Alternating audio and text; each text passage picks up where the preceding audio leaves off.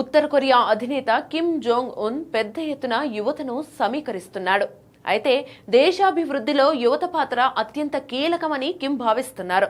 తాజా సమాచారం ప్రకారం సోషలిస్ట్ ప్యాట్రియాటిక్ యూత్ లీగ్ 11వ కాంగ్రెస్ సమావేశంలో ఆయన యువతను వాన్ గార్డ్ అంటే ముందు వరుసలో ఉండే సైన్యంగా అభివర్ణించారు.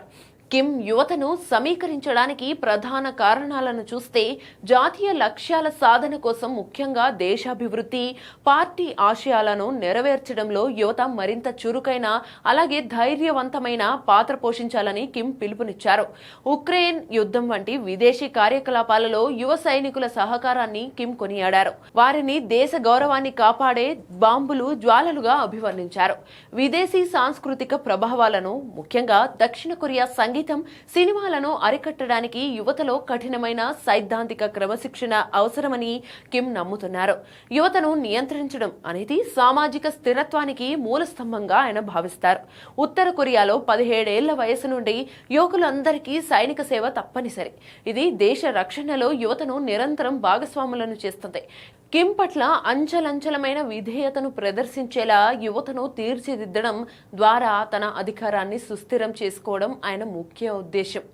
దీనికి అదనంగా కిమ్ తన కుమార్తె జూయేను బహిరంగ కార్యక్రమాల్లో తరచుగా వెంట తీసుకెళ్లడం ద్వారా భవిష్యత్తు తరానికి యువతకు బలమైన సందేశాన్ని పంపుతున్నారు.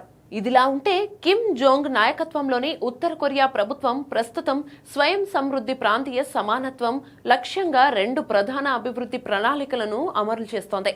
ఫిబ్రవరిలో జరిగిన వర్కర్స్ పార్టీ ఆఫ్ కొరియా 9వ కాంగ్రెస్ సమావేశంలో కిమ్ రాబోయే 5 ఏళ్ల కోసం కొత్త ఆర్థిక ప్రణాళికను ప్రకటించారు. ఆర్థిక వ్యవస్థను బలోపేతం చేయడం, నాణ్యమైన అభివృద్ధిని సాధించడం, విద్యుత్, బొగ్గు ఉత్పత్తిని పెంచడం, భారీ పరిశ్రమలను ఆధునీకరించడం వంటివి కిమ్ ప్రణాళికలో ఉన్నాయి.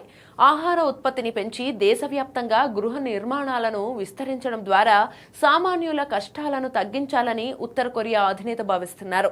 ఏటా 20 నగరాలు లేదా జిల్లాలలో ఆధునిక కర్మాగారాలను నిర్మించి 10 ఏళ్లలో మొత్తం దేశాన్ని పారిశ్రామికంగా అభివృద్ధి చేయాలని లక్ష్యంగా పెట్టుకున్నారు.